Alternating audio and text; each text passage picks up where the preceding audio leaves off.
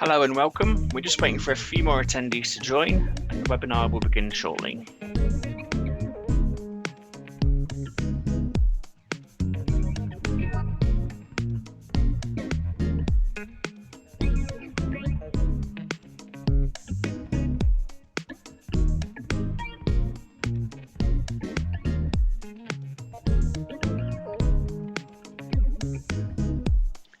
Good afternoon everyone and welcome to the webinar. Before we begin, our NAIOP Vancouver President, Anthea Yuen, will say a few words. Hello and happy Thursday, everybody. I hope you're doing well. Thank you for joining us for our third webinar for 2021, focusing on alternative asset classes. We have a wonderful panel for you today. A big thank you goes out to our events committee and to Paula Wright for moderating our session. Remember that you can watch recordings of this webinar as well as other ones on our NAIOP Vancouver website. Before I turn things over to Paula and the panel today, I'd like to give you a quick update on NAIOP Vancouver's activities so far for 2021. Our developing leaders have been hard at work coordinating our mentorship program where 20 mentors and 30 mentees are meeting and sharing ideas on career growth and professional development. It's a great program that we do every year, and we're really appreciative of the caliber of mentors and mentees for this year. Our Developing Leaders Committee has also been organizing several webinars, including a recent one looking at office trends across Toronto and Vancouver. Again, a very good event and timely given everything that's been going on. Our events committee also held a spring cocktail event that featured home delivery for wine and beer, live stand-up comedy, as well as group networking. It was a well-received event. I had a lot of fun, and thank you again for that committee for putting on a really good event through a virtual platform. Our Government Relations Committee has always and ever been busy coordinating our industry and advocacy across municipal, provincial, and federal levels, including working with RealPAC, BOMA, and other Canadian chapters of NAIOP to provide our recommendations on the Canadian Emergency Rent CERS program. We also sent a letter to the City of Vancouver in support of their plan to clear their permit and licensing backlog, as well as a response to the province's regulating soil relocations intentions proposal. We also continue to work with our industry stakeholder groups, including the Greater Vancouver Board of Trade, on an economic restart plan looking at Vancouver beyond COVID. Thank you again to all of our NAIOP committees for their hard work on behalf of our industry, and especially during this pandemic. And a big thank you to each of you. I continue to be impressed by the level of interaction, collaboration, openness our industry has, and let's hopefully continue to support each other looking beyond COVID. As always, a big thank you to our sponsors who make our work possible. Today's featured sponsors are at the platinum level, Avis & Young, Conwest Developments, Hudson Pacific Properties, PCI Developments. At the gold level, Altus Group, Concert Properties, Lawson Lundell, Omicron Canada, and at the patron level, we have BUK Investments, Dayhu Investments, Elevation Vancouver, and Remax Commercial. And now it's my pleasure to introduce our chapter Vice President for 2021 and Director of Asset Management with Manulife Investment Management, Paula Wright. Thank you, Anthea. Welcome to the April NAIOP webinar. We are covering the alternative asset class market. Too often, the focus is just on office, industrial, and retail. So in this webinar, we're going to explore other asset classes within the commercial real estate sphere, in particular, hotels, healthcare facilities, and multifamily. So it's my pleasure to introduce our esteemed panel, and I would ask our panelists to please turn on your cameras and unmute yourselves. All right, I'll start. Just wait for one more. First, by alphabetical order, David Venance. He is an executive vice president at Cushman & Wakefield, based here in Vancouver. He's part of the capital markets group, working with a team specializing in multifamily assets and development land sales in all areas of British Columbia, but mostly active in the Lower Mainland. Thank you, David. Hamir Bansal is vice president with Colliers and is based here in Vancouver as well. Hamir works closely with the Canadian hotel brokerage team, providing investor coverage and pursuing hotel mandates in Western Canada. Welcome, Hamir. And last but not least, we have Matt Burnett. He is senior vice president with CBRE and is based out of downtown Toronto. He is the senior founding member of CBRE's Canadian healthcare brokerage practice and advises clients across the country. Prior to that, he held a senior role with CBRE's national investment team in Toronto. Welcome, Matt. All right, let's get into it. First question, and I'll read out the question and then I will look to each of you for a response. So why don't we start with, can you please describe your area of focus and specialization? We kind of want to know what geographic areas you cover, the type of client you historically have dealt with, and within the realm of your specialty, do you have a particular focus or niche? And let's start with David. Thanks very much, Paula. Again, my name is David Venance, and my specialization is in the multifamily asset class, primarily in the Lower Mainland of BC, but also Vancouver Island and the interior. So I certainly cover off all of BC, and we're also active in other markets of Western Canada as well, on a national team basis.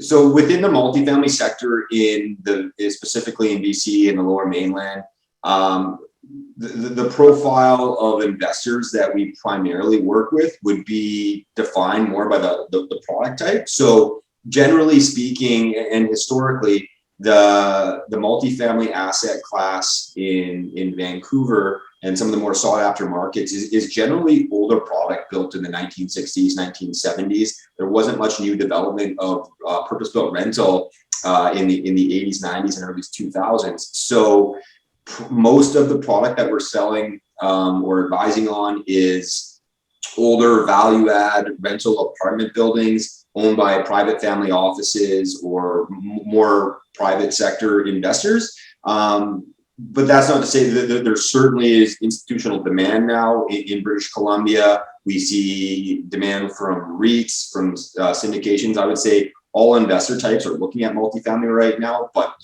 generally it is more of Vancouver can be a bit of a bubble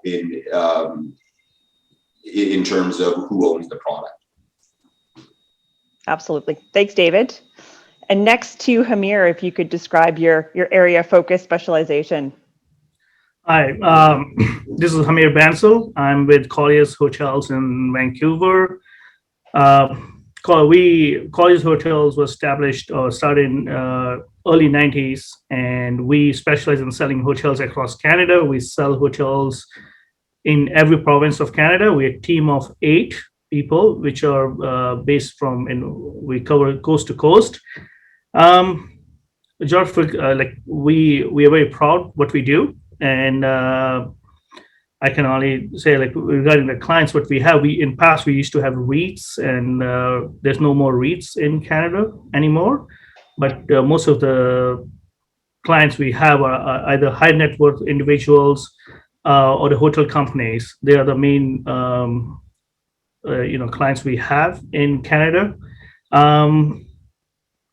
So any hotel across Canada, small, big, from anywhere from 50 rooms to 500 rooms to 1,000 rooms. And also we have we started in Caribbean too, which in Bahamas, we have an office with the Colliers Hotels in Bahamas, and we do cover Bahamas too. And we're very proud that we were able to, we sold one of the biggest hotels in North America, the Bahamar, 2 years ago. And that's what I specialize in, and we as a team, we all work together.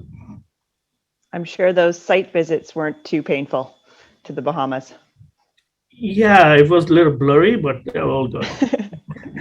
Thank you so much, Hamir. And last but not least, Matt, if you could answer the question about your area of focus and specialization. Sure. Thanks, Paula, and thanks, Paula, to you and to NAIOP Vancouver for having me part of this exciting and the alternative asset class is really coming on, and so we're pretty excited to be a big chunk of that. So to give you a sense for what we do, so I lead CBRE's healthcare capital markets across the country, and our primary business in Canada in healthcare is seniors housing, so mostly retirement living, long-term care. Our US colleagues have a big medical office component to their business, which we help on as well when we collaborate with them in the US. But we really do everything in the sector. Our smallest transaction, I think, was about $3 million, a land site, and our largest, over $1 billion, a large seniors living platform, and everything in between. So what we've focused on mainly in the past has been institutional. We're really an institutional group.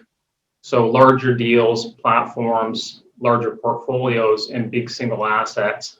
But in the last several years, even the institutional clients, and I call them quasi-institutional, so private groups with some private money as well as institutional money, are starting to look to smaller B-class assets as well, and to have a real interest there. So we're bringing our business in that direction as well. So really covering off everything in healthcare at this point. Again, we're coast to coast, and by far the largest dedicated brokerage practice in healthcare in Canada. Fantastic, thanks, Matt. And now let's, next question for the panelists. Let's talk about barriers to entry. So could you, for our audience, talk about and answer what are your biggest, or what do you see as the biggest barriers to entry in your sector? And what are some of the misnomers around your sector? I'll start with Hamir. Oh my God. Well, hotels are typically day-to-day business, right? So the challenge what we have is the lending. The banks, they typically need 40 to 45% down payment, depending on the sponsor and who they're going to give money in the relationship. That's one. Secondly, it's very labor intense asset where you have so many employees you have to take care of every day. Management is the third part, which I think it's apart from the money part, is managing the banks or don't like giving money to people who don't have experience running hotels, because it's a daily business, and although it's like you can call it a business with property, but because if you don't have a good management experience and you don't know how to manage the hotels, it can either make you or break you. And that's what the biggest challenge is, and biggest challenge we see when somebody wants to buy the hotel is the lending and management. Those are two biggest challenges and high barrier to enter in our market. And what would you say, are there any misnomers around your sector that you'd want to dispel? No, it's a great business if you know it. And also it's very tight. In Canada, it's pretty tight, very small group of hotel owners. There are only so many markets out there: BC, Alberta, Saskatchewan, all the way to East Coast, and it's an exciting business, but it's very hardworking, and somebody needs to know what it is. But apart from that, it's any other business. Thank you, Hamir.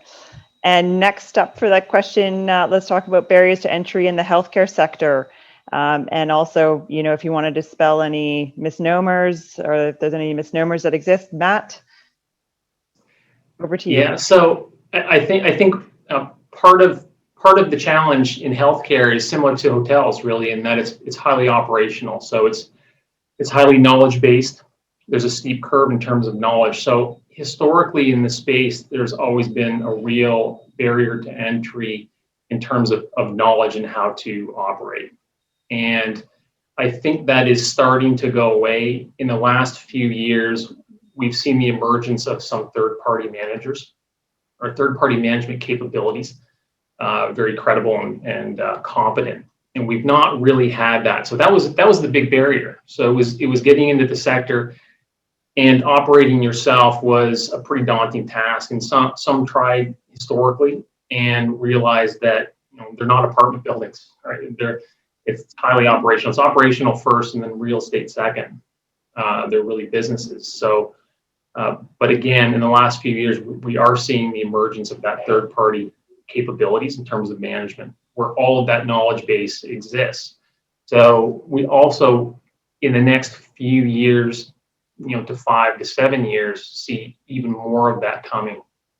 So that's going to remove a lot of those barriers, and a lot of groups can get into the sector, effectively hire the knowledge, and pay a management fee of 4 or 5%, and still benefit from a yield of call it 6%. I know we're going to talk probably on pricing and cap rates, but in healthcare, there's always been a big spread associated in terms of yields to that knowledge base.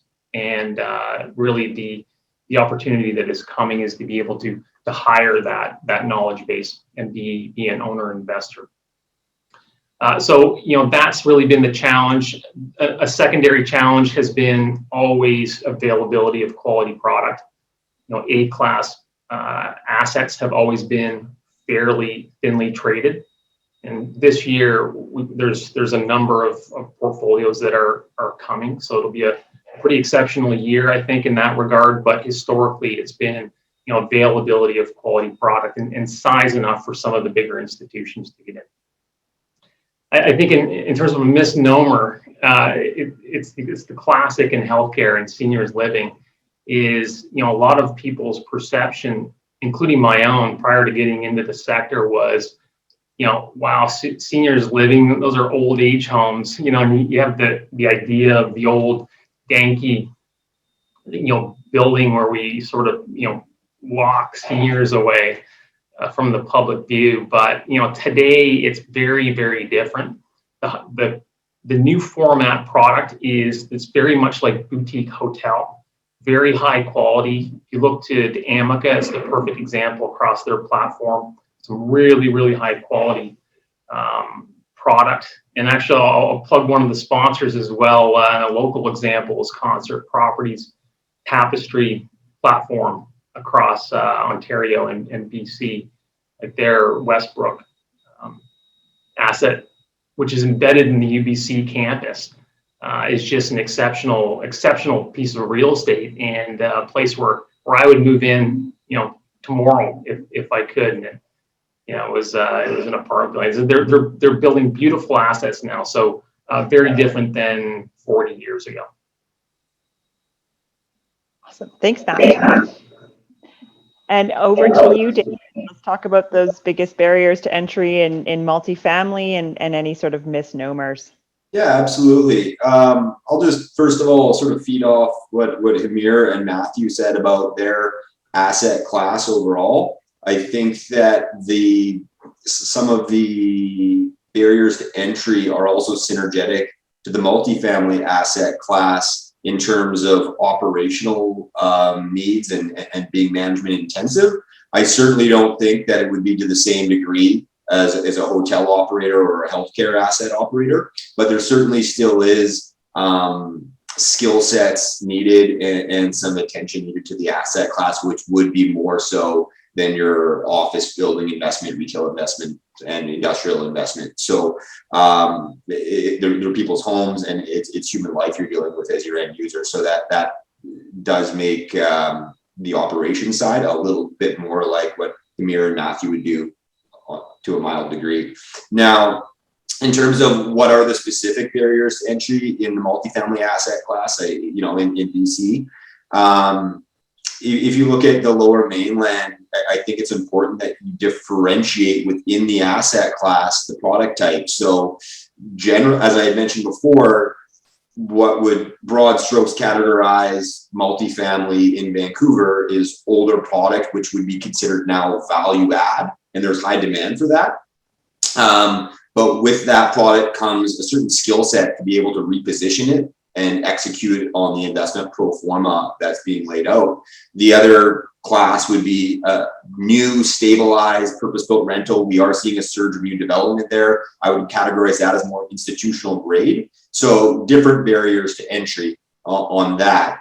I think the common denominator to say what's the barrier to entry, quite simply, it's market value and pricing metrics. So if you're looking at the value add product type, which is there's a lot more of it and being offered to the marketplace, the cap rates, the market cap rates are very compressed. If you look at the more desirable established multifamily neighborhoods like Vancouver's West Side or the West End, and now going into some of the suburbs, the market cap rates are sub 3% right now. I mean, we're seeing evidence that hasn't changed. And so lenders, they don't view that. They apply a higher cap rate. So what that delta results in is a much larger equity outlay in order to acquire that type of asset. So you're having to put in, at least 50% a lot of the time in equity in order to get a deal done. And so when you look at what the opportunity cost is of that equity for a very low yield,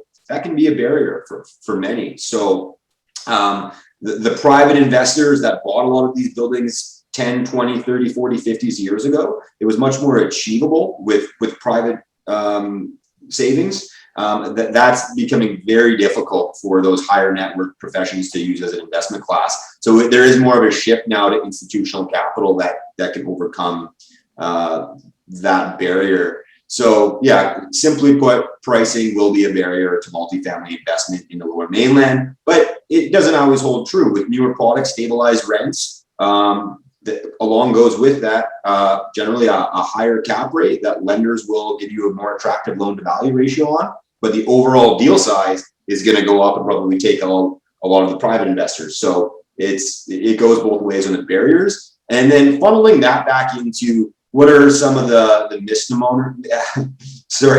misnomers around our sector. I mean, there's many, but if I was to pinpoint probably the most general ones, it's going to go back to market value and pricing. So often what we see is you have one asset type that's being offered at a very low cap rate, 2 to 3%, and owners that maybe have a product that have a stabilized rents that it's not going to make sense to have those. They're wondering, well, the whole market sub 3%, so is my asset. So there is a bit of a misconception on, okay, putting a general cap rate on our market in our asset class. That doesn't really work. We have to look at properties on an individual basis on what the current situation is and then how to evaluate that way. So there certainly is a spread within our sector on cap rates, and you can't really just apply a general cap rate overall within the sector. So I'll leave it at that to answer the question. Hopefully that's suffice. No, that's great. And next question for the panelists. All of you have touched on the fact that many of the investors in your asset class are also operators, and partly that, I know Hamir, you said it's critical in hotels. Matt, there's some options, it sounds like, with third party. And I know in multifamily, there's many good third party managers as well. But let's talk about, for those investors who maybe have limited or no operational experience in your asset class, what are the best ways that they could invest in your opinion or in your advice, that they could invest in your asset class? So I will start with Matt for that question. Sure. And yeah, it's always been a challenge. It's always been a challenge in our sector. But as you mentioned, Paul, and I mentioned before, it is changing. It is changing. So there was a time when really it was just the existing operators who were the buyers. It was a pretty small pool. And as we've seen more and more interest coming into the sector, and it's almost like a flood now. There's just a lot of interest for a good reason. But again, we're seeing opportunities on the third-party management side. So what what I would suggest is, for a smaller investor looking to buy a single asset or two, the B class space is probably where you would want to look first, unless you're an institutional buyer. So private buyer looking to buy one or two. It really is that B space. There are some incredibly good B class assets out there, and for the most part, the institutions are staying away from that. They're looking for the shiny nickel, so to speak, the new assets. Again, as I mentioned before, that is changing a bit. The institutions are starting to look more, further down the quality scale. But for now, it's still the case where you can compete.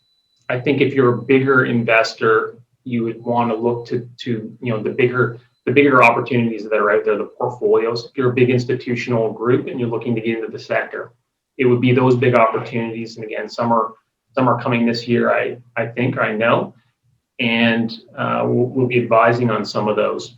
But it will be critical to partner with an existing operator who's established and is well known in the sector, well known to lenders, and that can be on a joint venture basis or on a third-party management basis. On the bigger side, for larger portfolios, it's more likely going to be, in my view, a joint venture arrangement. And for some of the smaller groups, the privates who are looking for one or two or three, it's most likely a non-JV third-party management scenario. So again, it's not perfect yet. We're getting there, but for now, there are opportunities to partner in one way or another with an existing, very knowledgeable operator. And I'll just comment on something Hamir mentioned about hotels. It's on the lending side. It's also very, very important, especially these days with COVID and post-COVID, that your operating partner, whether it's an equity partner or just a third party, is very established and knowledgeable. Oh, that's great. Over to you, David.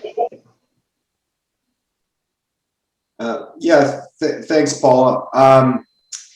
In terms of being an operator within the multifamily sector, again, I look at the overall product in the inventory in the Lower Mainland here, and a lot of it is buildings. The older buildings are, less than 40 units. I would say the average size building is probably 25 to 30 units in that range. And to own those assets, if you own a standalone building that's less than 30 units, it probably doesn't make a lot of sense to use third-party professional management. So that effectively will make you, as a private investor, an operator of the building. And there's a lot of work that goes along with that. There are skill sets that are needed in order to manage the asset. Obviously, that is changing. But what I will say, in our market, because of the lack of land and the lack of opportunity to build new product and add to that much needed supply, it's a very favorable, or it has been a very favorable landlord market. So there hasn't really been that need to be really, really hands-on on asset management with multifamily. I mean, if you look at a lot of the inventory, it would be dated, deferred repair and maintenance, not renovated units, but in really good locations like the West End or the West Side. And tenants will pay to live in those areas regardless of the product type. I think what happened though, through COVID, it became very apparent how important it is to be a strong operator. Rent collection, I think, was like 98% across the country in the multifamily sector. I believe it was the champion in terms of rent collection nationally in an economic downturn. So that's not to say there weren't exceptions. And what we noticed, being boots on the ground, talking to a lot of owners, that there was some who saw that spike in vacancy and they weren't able to get the same rents they were. But then when you look at the product type and the asset management that's being applied, probably not great. And so those were the first assets where you noticed the vacancy or you noticed the revenue going down. And then in order to get it back up, there's a lot of money that needs to be spent. And I think through that, there's a lot of reflection on, okay, well, do we still want to continue operating this thing? Do we want to put all that money into it, or should we just sell it back to the market? And I think that's sort of what happened. Now, what are that's again, it's changing. There's a lot of new product coming to market, and I think that once you get a certain scale, then third-party property management, that's much more feasible. So we're going to see a lot more of that. In order for groups to get into this sector without having a lot of experience, I mean, if you're getting scale, certainly you can justify that third-party property management. From the private side, though, that's not because of the deal size associated. That's not always possible. So there's no shortage of developers that are looking for financial partners. So to Matthew's point, there's a lot of joint venture opportunity out there. It takes a lot of skill to be able to rezone and develop land for multifamily in Vancouver. If you're not boots on the ground, you don't have the experience. It's not a bad idea to be a financial partner to a developer that can do that. In terms of private higher net worth individuals that want to invest into multifamily, there's some really good options where you don't need to be an operator. A notable one that I think is great, and I can speak from personal experience because that's how I'm finding ways to invest in the sector of what I do, is there's wealth management funds locally. Nicola Wealth is a great company that invests in multifamily, industrial, and all asset classes. And that's a way that private investors that don't have that significant equity outlay can still get into the market. So. Yep, great advice. And I was going to ask if you had to give a number on the percentage increase in joint ventures that you've seen over the last, let's call it 24 months. What would you say has the amount? What would you say is the percent increase? I can't quantify a percent, but watching the trend, it's much more apparent that joint venture is almost needed in order to get into the market here in Vancouver. Another trend that is certainly becoming apparent within the multifamily sector as a way into the market is pre-purchasing or buying assets on a forward basis that aren't built. There's developers out there that are building these rental assets, and a way into the market is to pre-buy them like you would a condo. Awesome, thank you. And Hamir, what is your recommendation for investors who have limited or no operational experience? How would you recommend and advise them to get into the hotel sector? Well, in a hotel sector, first of all, it's a day-to-day business, just like healthcare. There are quite a bit of management companies out there who help investors to buy a hotel and manage for them. But it depends on the size of a hotel. There's a small rule of thumb. That's my rule of thumb, not anyone's. But if you don't have hotel more than at least 70 rooms, you can't hire a manager to run it. Then it's a mom and pop operation. And when it's a mom and pop operation, it's a different underwriting, a different kind of, banks looks at differently. But to get into hotels if you have money and you want to buy a hotel because it's, hotels are like a flavor of the month. People think it's great assets. You get everything. Yeah, you need to have a management company. But also, in our business, if you're going after a brand, because you have to understand with a multifamily or healthcare, you don't need a brand. In hotels, it's also, we need brands. If you're going to the brands like Marriott or mid to upper scale brands, the brands dictate you to have an approved manager who's approved by the brand to run the property. And that's the only way you can actually avoid a third-party management. So brands have a lot of power. I can tell you that in the hotel world, if you're owner, you want to buy Marriott or you want to buy Hilton or any of those names we know and we like to go and stay, the manager has to be approved by the Marriott, Hilton, or any company. But when you come down to mid-scale brands or lower, like we'll say what Ramadas and Best Westerns and all those other type of assets, which is economy scale, you can hire a manager, but that's not very forcible by the brands that you need a manager, which is approved by them. But again, it all comes down to the banks. When they're giving you money, they want to know how you're going to operate, who's going to operate. When you're buying existing business, you know what the numbers are, what the cap rates are, how it's working. But when you're taking over, they want to make sure that either that minimum threshold is still there or it improves. So that's what I say. If anyone wants to buy in a hotel, they should do it. But on the same note, they also need to know what brand they're buying and get an approved manager to run it. Although it's going to impact a little bit on their cash flow, but in the long run, it all pays off. Thank you so much, Hamir. And on to our next question. So the COVID crisis has undoubtedly had an impact on all sectors and asset classes, although some sectors have thrived and others have suffered. Can you please shed some light on how COVID has impacted the underlying fundamentals in your sector? So I'm going to go back to you, Hamir. Well, that's a very touchy subject, Yeah, I know. Sorry, I'm putting you on the spot first. That's all right. Hotels before COVID were doing really good. It depends on the market. Again, it depends on the market. If you're talking about BC, and still some hotels are trying really well. I'm going to take a little bit extra time on this, but I can tell you COVID, the big boxes, downtown hotels, where they're empty. They're doing an 18 to 20%, 25% occupancy, where they used to do 80 to 85 to 90% occupancy. And that has impacted a lot. But on the flip side, we have resort markets like Banff, Okanagan, all those markets which were doing, in a good day, they will do 55, 60% occupancy a year.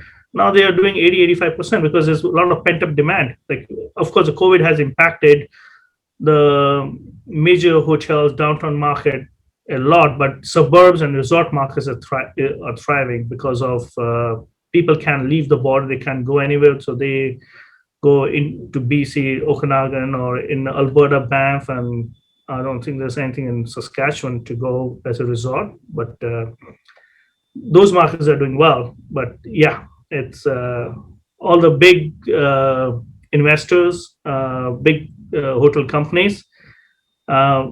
They're struggling. We are struggling. It's again, our hotel world is a very small community. We know each other. We actually right now almost it's like every one of us are holding each other's hands and telling them it's going to be good. Don't worry. I bet. Well, that's good to hear that the resort segment of your market is doing strong, is doing well, and no surprise to hear that potentially the segment that's more catering towards business travelers has really, declined. Over to you, David. Let's talk about how COVID has impacted, or has it impacted any of the sort of underlying fundamentals in your sector? Yeah, sure. So I think to answer that question, Paula, I need to outline what the fundamental drivers were of the sector pre-COVID, and then talk about what's changed. So the drivers in the major markets, and when I say major markets, MTV, Montreal, Toronto, Vancouver, that's where most of the demand is for our sector. The driving forces have been, number one, immigration. So we were seeing approximately 365,000 new Canadian residents per year since 2015. Obviously, we've lost that. It's still there a little bit, but that's been affected by COVID, no doubt. Economic growth. The national unemployment rate was at an all-time low, around 5.5%. That went up to 14 to 15% in the height of COVID last year. I'm not sure where it is today, but I think it's overall probably going to shake out in that 7 to 8% range. So we've lost some economic growth as well, and that's the crystal ball question: is that going to come back, and when? We don't know. The cost of home ownership, that's another factor to look at. I mean, the average national home price was showing consistent growth of around 7% annually on a national basis. If you look at Vancouver, it's quite a bit higher than that, and I would say Vancouver is actually probably an exception because of COVID. Home prices have gone up. So that really, I don't think cost of home ownership has changed anything as it relates to our sector. Flight to urban living, pre-COVID, for every one millennial who moves away from MTV, between 7 and 12 millennials were migrating in. So has that changed? I think there has been a change in urbanization. I can get into that maybe a bit later. But the final factor is the low cost of debt. That's been a huge driver of our sector, and that hasn't changed. In fact, it's lower, and that's really a primary driving force of investment volume within our sector. So of those 5 factors that were fundamentally driving the sector, so immigration has changed, but it's widely believed, and I'm very bullish on this.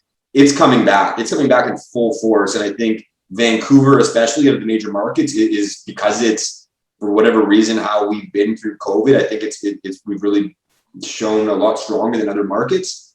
I think immigration is going to come back in full force here.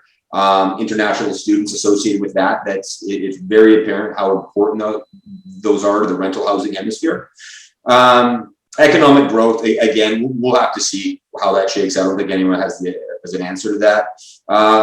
And tenant demand in the core areas, for sure, that's cool. I would say the noticeable uptick in vacancy would be right downtown Vancouver. That's a result of less people working downtown, and there's a bit of a change in urbanization there. But again, that's expected to come back in full force.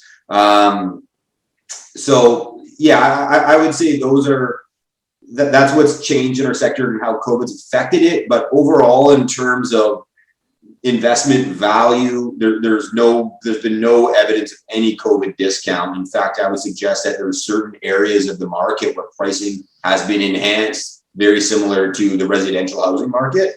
It's the higher end core luxury new rental that probably suffered the most. And that new product maybe in secondary markets where it's a complete service sector that's renting. I would say there is some suffering there, but as soon as the borders are back open, immigration comes back and travels back, we're anticipating not only being at like pre-COVID levels of vacancy and rent, I think it's actually going to be even stronger. And before I move to Matt on this question, David, you touched on urbanization. Sort of what are your thoughts on that trend? Is there going to be a reversal? Has the pendulum swung too far? Yeah, there was changing urbanization trends pre-COVID, but it was also demand was still in the core.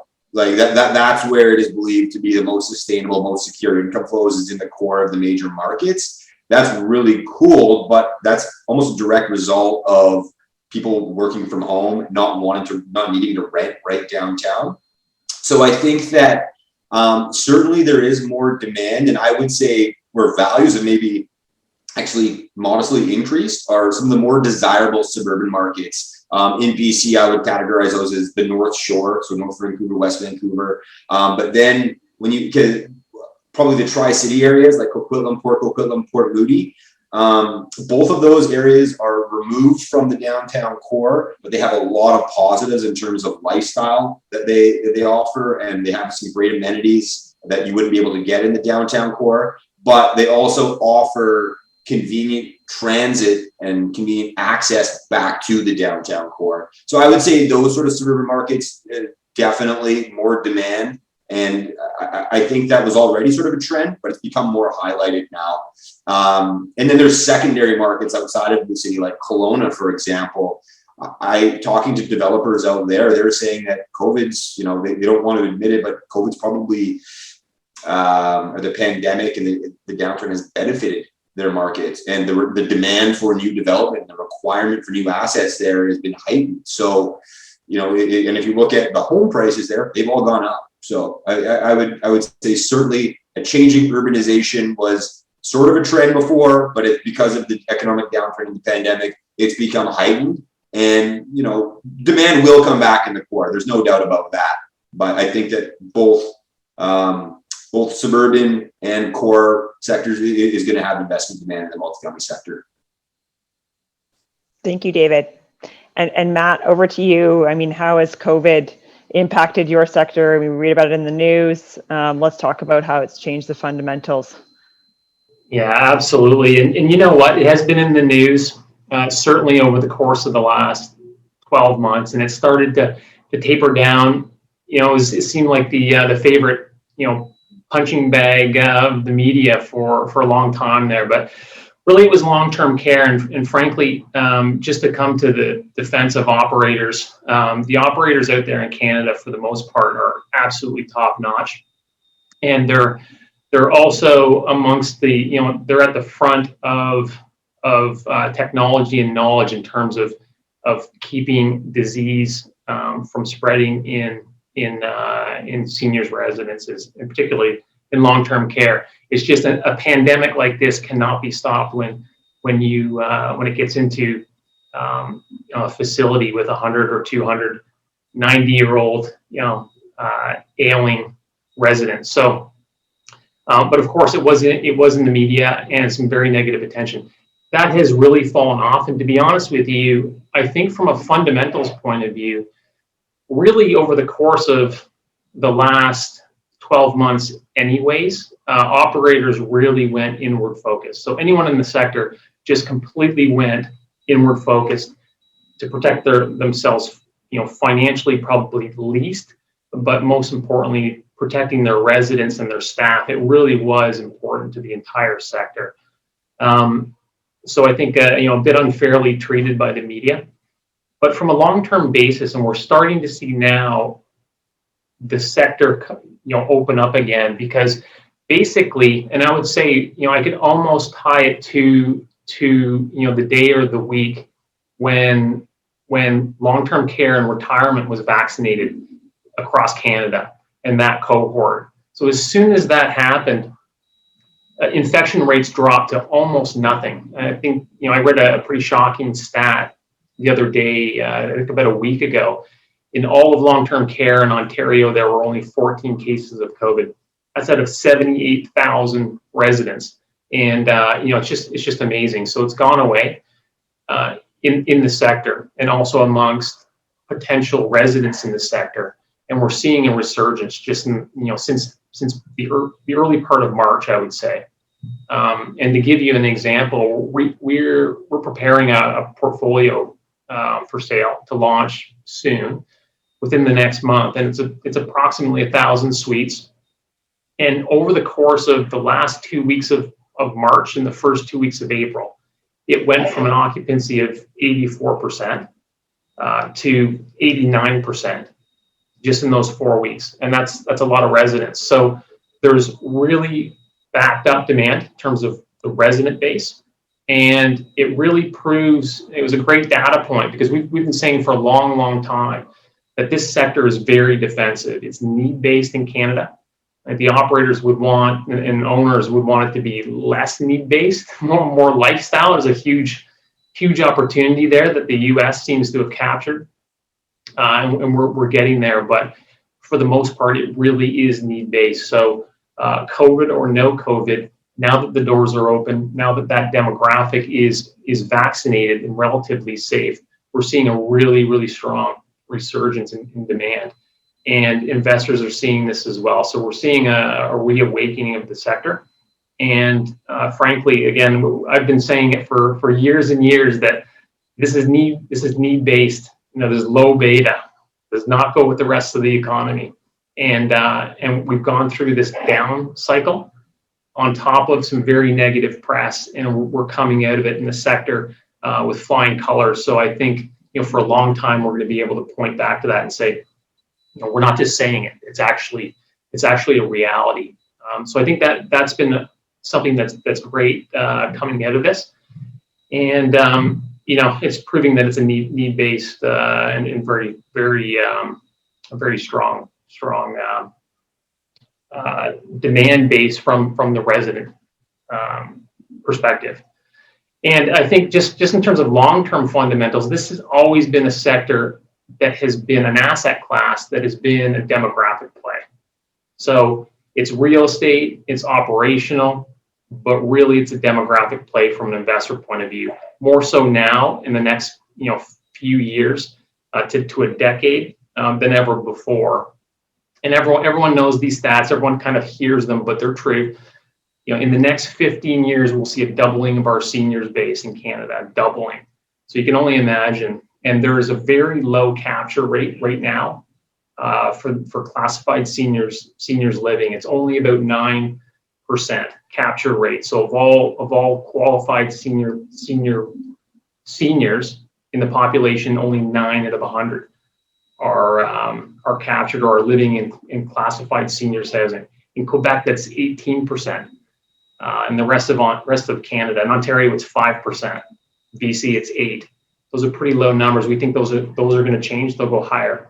But just a doubling of that population, which is approximately 10 times faster population growth than the rest of the population, again, that's 75 plus. There's going to be a massive need for new seniors housing in Canada. Approximately 270,000 suites in the next 15 years. It's pretty amazing. And so, again, that is the primary fundamental in our sector, and it's quantifiable. I think it's the only demand profile in all of real estate, I think, that is truly, in a way, provable and quantifiable through the next 15, 20, even 25 years. Thank you so much, Matt. And next question and follow up, and I'm actually going to start with you, Matt, on this one, but it's for all panelists. So at the start of the COVID crisis, there was a notable retreat of capital, especially institutional capital from the investment markets. There was definitely a resurgence, as we saw in Q4 of 2020. And within your sector, has this trend continued in Q1 2021? And where do you see both deal volumes and cap rates going for the later half of this year and the early part of 2022? So over to you, Matt, for that detailed question. Yeah, great question. And, a month ago, I wouldn't have been able to answer the question that well. Today, I think I'm in a much better position to answer the question. And to be honest with you, we did not see the resurgence in Q4 like most of the other sectors did. We didn't even really see it in Q1, but we saw rumblings. We started to see the makings of transactions in Q1, and in Q2 we're going to really see that come to the surface and have offerings in the market. So I think that coming off last year, which was remarkably bad in terms of investment volumes, it was off 89% from 2019, and that was almost entirely a retreat of the institutions. To your point. And really the market was dominated by privates, but we had across the entire country only $400 million in investment volume, which is amazingly low for such a large sector. But we're seeing what would have been possibly a record year last year in terms of volumes get pushed into this year, and then also some extra volume from this year. Some large portfolios that we weren't working on last year that are surfacing this year could possibly all happen within the next 8 months or 12 months. So I think the second half of this year is going to be extremely active. I think we're going to see very interesting things in terms of cap rate compression potentially, and also high deal volumes, mostly institutional buyers and sellers, but mostly institutional buyers getting back out there. There's that wall of capital that everyone talks about, and it's there. And I think we're going to see some pretty interesting things. Also, some new buyers, some global buyers, the American groups who really we brought one of the first big American groups to the sector in Canada with the Maestro transaction a few years ago. It was a $1 billion transaction, big platform transaction. It really, put us on the radar for the American groups. They were very active in our sector, and then went very quiet over the last couple of years, and they're back as well. So it's going to be some very interesting things this year in terms of deal volume. Thank you, Matt. I'd like to go to Hamir next. Oh, well, I can tell you the hotel with the COVID, we, last year was really not a great year for anyone from the operation side of the hotels. And, it took a while for everyone to figure out what to do. Thankfully, there is wage subsidies and all the from the government. We're getting a lot of help. All the hoteliers are getting help, which keep them afloat. And banks are working with most of the hoteliers. They're helping them just to either by the payments, interest only payments, or just telling them not to pay, or just putting it 6 months after. Yeah, it's 20 this year. We think as the vaccination rollout is happening, people getting vaccinated. For our business at tourism, and the tourism business can only happen when you open the borders, let people come. It's like you open your house door and let people come to your house as a guest. But if you're keeping people away, and I'm sorry to say that every day our province or our government or each province, they change the rules.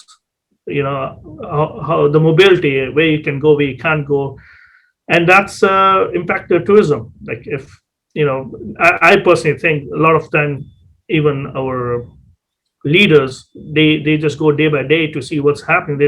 They also trying to find a clear vision which way it's going. I think the clear vision which I see in future, which is maybe end of the year, is going to be the hotel business is going to come back slowly, but there's a lot of pent up demand, lots. And it's like you occasion a lot of people in the houses. Like Matt is in the house, can't go anywhere with the family. As soon as the hotels are open, let them go. And where people are going to go, they're going to go, and all the money that nobody has spent, they're going to go and spend in hotels on the things they have missed for so long. So, and same as the families, when their kids, the spring breaks and everything, I think that's one thing people need to do, right? To go out and spend money, and they travel. And I think it's going to, this year, I think by end of the last quarter, we'll see a little bit of recovery. But whoever is listening, hotels are going to come back, and going to come back big. So keep your money to spend and help all the operators and hoteliers. That's what my only request is. But that's it.